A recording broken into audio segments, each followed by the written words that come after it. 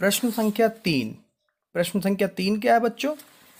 निम्नलिखित आंकड़े किसी गांव के 200 परिवारों के कुल मासिक घरेलू व्यय के बटन को दर्शाते हैं। इन परिवारों के बहुलक मासिक व्यय ज्ञात कीजिए, साथ ही माध्य मासिक व्यय भी ज्ञात कीजिए। मतलब हमें इसका बहुलक भी निकालना है और इसका माध्य भी निकालना है। और यहाँ पर हमें माध्य निकालने की कोई विधि दे नहीं रखी है, और जब दे नहीं रखी तो हम लोग कौन सी विधि लगाएंगे? प्रत्यक्ष विधि, क्योंकि वो बहुत सरल होती है। और जब यहाँ पर कल्पित विधि दे रखी है, पग विधि दे रखी है, तो वो फिर हम वो भी लगाएंगे। और वो विधियाँ मैंने 14.1 की वीडियो में बता रखा है। ठीक है, डिस्क्रिप्शन में आपको इसका लिंक मिल जाएगा। तो चलते हैं इस सवाल को हल करते हैं।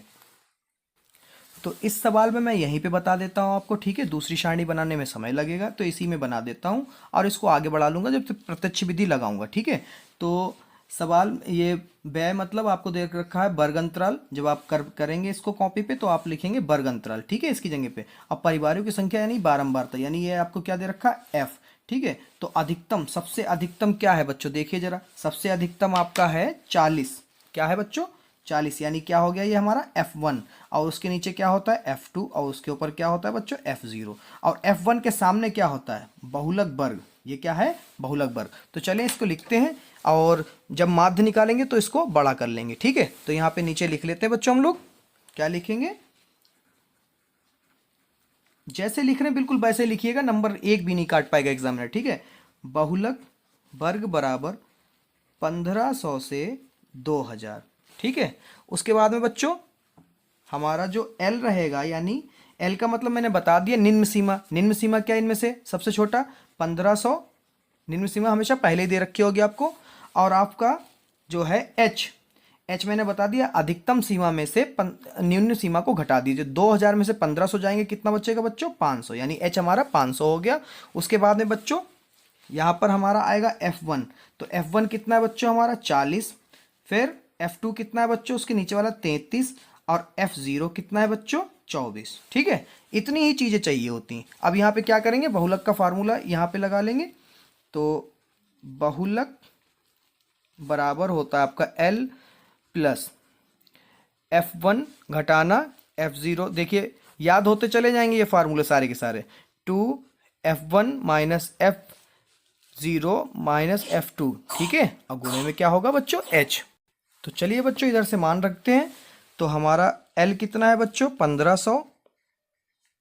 और F1 कितना हमारा? 40। और F0 कितना है हमारा? 24। ठीक है, और गुणे में H कितना है हमारा? 500 बटे 2 गुणे F1 कितना हमारा? 40। और F0 कितना है? 24। और F2 कितना है? 33। ठीक है, तो 1500 प्लस 40 में से 24 जाएंगे तो बचेंगे 16 गुणे 500। ठीक है, बटे में 40 दूना 80। और ये माइनस और माइनस जुड़ जाएंगे तो आपका हो जाएगा 57।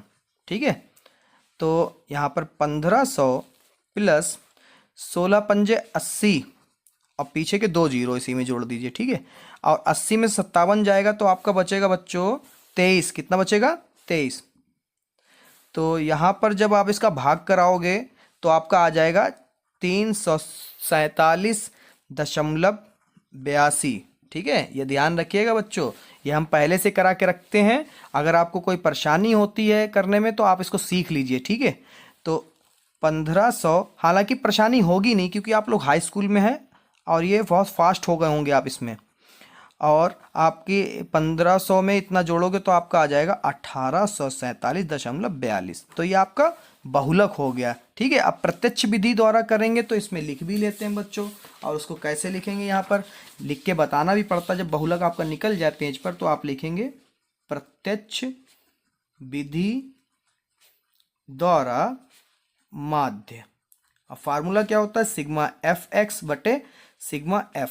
अब इस सारणी को आगे बढ़ाते हैं हम। ठीक है, तो प्रत्यक्ष विधि में हमें यहाँ पे क्या होता है? वर्ग चिन्ह और F गुणे x। तो हम वर्ग चिन्ह आपको पहले ही बता दिया कैसे निकाला जाता है बच्चों।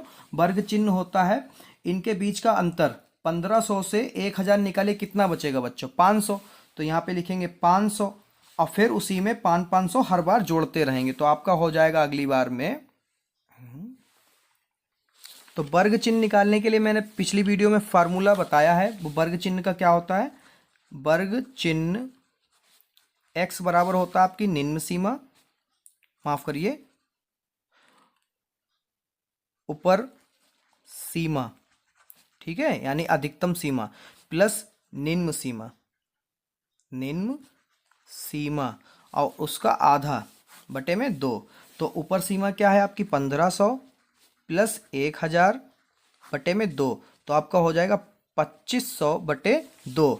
जब आप इसको काटेंगे 2 एक कम 2, 2 दूनी 4, 2 पंजे 10 और 0 कितना आया 1250। या अगर आप वर्ग चिन्ह निकालना भूल गए हो तो यहाँ पे देख लीजिए कैसे कितना आया बच्चों 1250, कितना 1250। अब जब पहला नंबर हमें मिल जाता है, कितना मिला 1250, जब पहला नंबर मिल जाता तो हम क्या देखते हैं, फिर इसके बीच का अंतर देखते हैं हम। तो अंतर कितना है बच्चों 1500 में से 1000 आप घटा देंगे तो कितना आएगा 500, कितना है अंतर 500। यानी अब इसमें 500 जोड़ेंगे, 500 जब जोड़ेंगे तो कितना हो जाएगा बच्चों हमारा हो जाएगा 1750। अब फिर इसमें 500 जोड़िए तो आपका कितना हो जाएगा बच्चों, जब इसमें आप फिर से 500 जोड़ेंगे तो आपका हो जाएगा ये 2250। और फिर 500 जोड़े तो आपका हो जाएगा 2750। और फिर 500 जोड़ेंगे तो आपका हो जाएगा 3250। फिर 500 जोड़िए क्योंकि इनका अंतर है तो ये कितना हो जाएगा आपका हो जाएगा 3750, फिर 4250 और फिर आपका हो जाएगा 4750।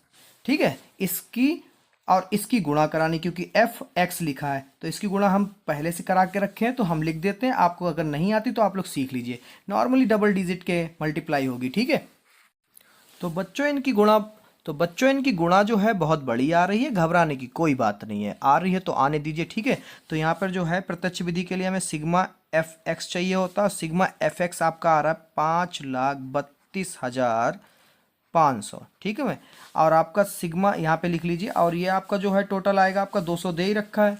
ठीक है बच्चों, क्वेश्चन में कितना दे रखा है 200 परिवार, यानी इसका जोड़ कितना आएगा 200। ठीक है, तो यहाँ पर सिग्मा एफ आपको पता है 200 और सिग्मा एफ एक्स भी पता चल गया 200। ठीक है, तो आप क्या करेंगे फार्मूले में मान रख देंगे। ठीक है, ये फार्मूला आपका है। तो यहाँ पर देखिए आपका है 5,32,500।